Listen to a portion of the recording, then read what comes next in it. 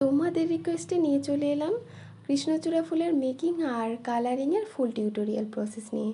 কৃষ্ণচূড়া ফুলটা যদিও বেসিক লেভেলের ফুল নয়, যথেষ্ট অ্যাডভান্স লেভেলের ফুল, তাও চেষ্টা করেছি একটু সহজভাবে তোমাদেরকে দেখাতে।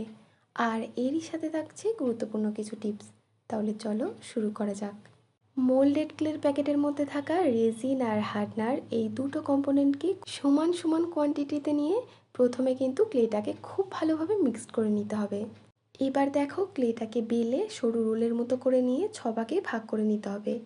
তার মধ্যে যেন 5টা ভাগ সমান হয়, আর বাকি একটা ভাগ কিন্তু একটু বড় করে কেটে সাইডে রেখে দেবে। এবার 5টা পাপড়ির জন্য কেটে রাখা ক্লের এই 5টা বলকে প্রথমে গোল করে তারপরে এভাবে করে খানিকটা ওয়াটার ড্রপের মতো শেপ করে নেবে। এবার সেই ক্লেটাকে আঙুল দিয়ে কিন্তু এভাবে প্রেস করে করে পাতলা পাতার মতো করে নিতে হবে। এখানে একটা গুরুত্বপূর্ণ টিপস বলে রাখি, এই কাজটা করার সময় কিন্তু তোমরা কিছুটা পাউডার ইউজ করতে পারো, তাতে করে দেখবে জিনিসটা হ্যান্ডেল করতেও তোমাদের সুবিধা হবে। আর পাতলা করতে করতে ক্লেটা যে ছিঁড়ে যাওয়ার ভয় থাকে সেটাও কিন্তু আর ছিঁড়বে না। আচ্ছা, ফুলের গোড়ার দিকে পাপড়ির এই সরু লম্বার মতো এই যে জায়গাটা, এটা করবার জন্য কিন্তু তোমরা ধীরে ধীরে সময় নিয়ে করবে। কারণ কি হয়, এই জায়গাটা করার সময় ক্লেটা কিন্তু কেটে যাওয়ার একটা চান্স থাকে। আর এইভাবে করে যখন তোমরা 5টা পাপড়ি তৈরি করে ফেলবে, তারপর সূচ বা সেফটি পিনের ধার দিয়ে এর উপর এরকম একটা টেক্সচার করে নেবে। তাতে করে এই পাপড়িগুলো একদম অরিজিনাল পাপড়ির মতো দেখতে লাগবে। আর অবশ্যই কিন্তু এই টেক্সচারটা ক্লেটা যখন কাঁচা থাকবে সেই অবস্থাতেই করে নিতে হবে। ক্লেটা যদি একবার শুকিয়ে যায় তারপরে কিন্তু এই টেক্সচারটা আর কোনোভাবেই দেওয়া যাবে না। আর দেখো সেমভাবেই আমি সব পাপড়িগুলো তৈরি করে নিয়েছি। এবার ফুলের যে বৃন্ত হয় সেটা তৈরি করে নেব। তো কিভাবে তৈরি করলাম চলো দেখে নেওয়া যাক। এই বৃন্ত তৈরির পার্টটা খুব সহজ, আর ক্লেও এখানে অল্প লাগে। এর জন্য অল্প একটু ক্লে নিয়ে সেটাকে সমান 5 ভাগে ভাগ করে প্রত্যেক ভাগকে ঠিক ওয়াটার ড্রপের মতোই শেপ করে নিতে হবে, তবে একটু লম্বাটে ধরনের। এরপর এর মাঝ বরাবর আমি যেভাবে দেখো সূচ বসিয়েছি, সূচ বা এখানে সেফটি পিন বা যে কোনো রিফিল দিয়েও এই জায়গাটাতে হালকা হাতে চাপ দিতে হবে। ব্যাস, তাহলেই রেডি হয়ে যাবে ফুলের বৃন্তগুলো। আর দেখো এখানে আমার কাছে ক্লের যে টুলসগুলো হয় সেই টুলস ছিল, তো সেই টুলস দিয়েও তোমাদেরকে করে দেখালাম। দেখো, ঘরে থাকা ছোটোখাটো এরকম জিনিস দিয়েই কিন্তু এসব কাজগুলো করে নেওয়া যায়। তার জন্য সবসময় টুলসের দরকার হয় না। যাই হোক, বলতে ভুলে গিয়েছিলাম, 1 ভাগ ক্লের যে বড় অংশটা আলাদা করে রেখেছিলাম সেটা দিয়েই বৃন্ত আর এই ছোট গোল বেসটা তৈরি করে নিলাম। এখন এই বেসটার ওপর একটু ছাড় ছাড় করে বৃন্তগুলোকে পরপর করে এভাবে বসিয়ে দিতে হবে। একটু ফাঁকা রাখতে হবে, তার কারণ এই ফাঁকা জায়গার মাঝেই কিন্তু এই 5টে পাপড়িগুলোকে এক এক করে বসিয়ে দিতে হবে। প্রসেসটা কিন্তু খুবই ইজি, তোমরা এই জায়গাটা একটু লক্ষ্য করলেই ভালো করে বুঝতে পারবে। যেহেতু এটা একটু টাফ লেভেলের ফ্লাওয়ার, তাই চেষ্টা করেছি ভিডিওটা একটু আস্তে আস্তে ধীরে ধীরে তোমাদের সাথে শেয়ার করতে, যাতে কোনো জায়গা বুঝতে তোমাদের অসুবিধা না হয়। তবে এই বৃন্ত আর পাপড়িগুলো বসানোর আগে কিন্তু যদি দেখো যে বেসটা শুকিয়ে মতো গিয়েছে, তবে তোমরা গ্লু ইউজ করে নেবে।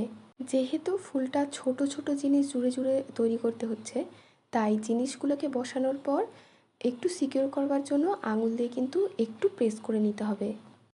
তাতে যদিও খুলে যাওয়ার চান্স থাকে, পরবর্তীকালে কিন্তু এগুলো আর খুলবে না।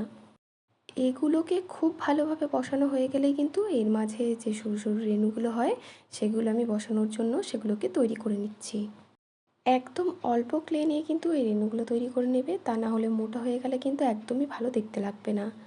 আর ঠিক এভাবে করেই আমি 4-5টা রেণু তৈরি করে নিয়েছি। এবার মাঝখানে কিছুটা গ্লু দিয়ে একটা একটা করে এই রেণুগুলোকে বসিয়ে দেব। এগুলো বসানোর আগে হাতে একটু পাউডার ইউজ করে নেবে, তাতে করে এগুলোতে বসানোর সময় কিন্তু এগুলো আর হাতে জড়িয়ে যাবে না। তো যাই হোক, ফুলটা করা আমাদের কমপ্লিট হয়ে গিয়েছে। এবার 6 থেকে 7 ঘন্টা মতো শুকানোর পরেই এই দেখো ফুলটার ফাইনাল লুক। এখানে আর একটা গুরুত্বপূর্ণ টিপস তোমাদের সাথে শেয়ার করি। খুব ভালো করে যদি ক্লেটা না শুকায় তাহলে সেক্ষেত্রে কিন্তু তোমরা রং করবে না, কেননা যদি কাঁচা অবস্থায় রং করতে যাও তাহলে কিন্তু রং একদমই ফুটবে না। আর ওই 6-7 ঘন্টায় তোমরা এই ক্লে জিনিসটাকে কিন্তু খোলা হাওয়ায় বা সূর্যের আলো যে কোনোভাবেই শুকিয়ে নিতে পারো। ফুলটা রং করার জন্য আমি এখানে নিচ্ছি লাল, হলুদ, সাদা আর সবুজ, এই 4টি রং। রঙগুলো ক্যামেল, ফেভিক্রিল বা অ্যাক্রিলিক যে কোনো কোম্পানি নিতে পারো।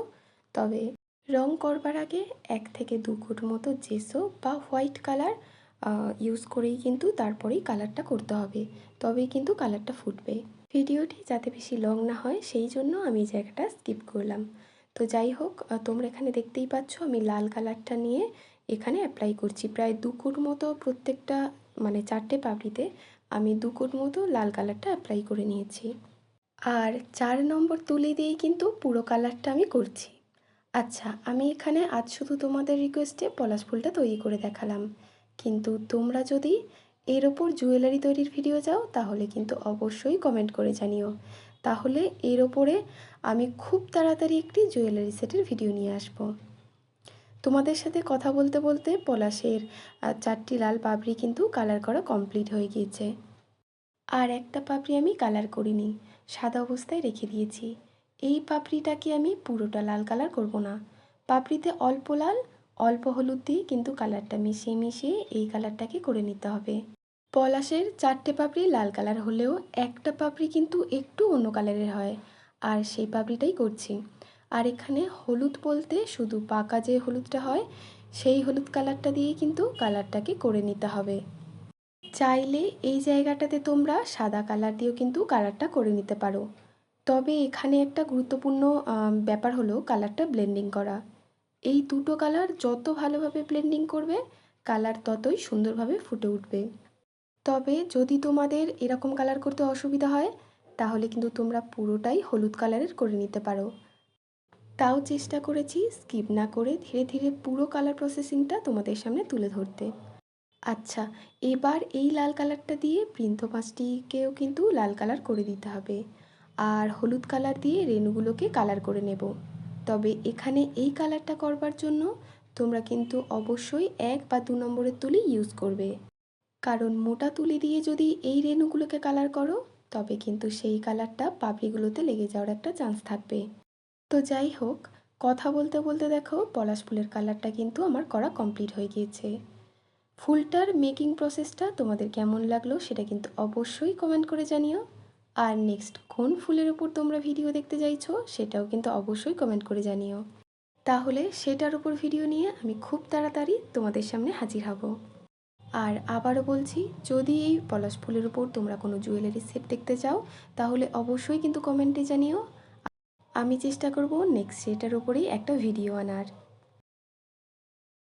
ভিডিওটি শেষ পর্যন্ত ধৈর্য সহকারে দেখবার জন্য তোমাদেরকে অসংখ্য অসংখ্য ধন্যবাদ। তাহলে দেখা হচ্ছে নেক্সট ভিডিওতে।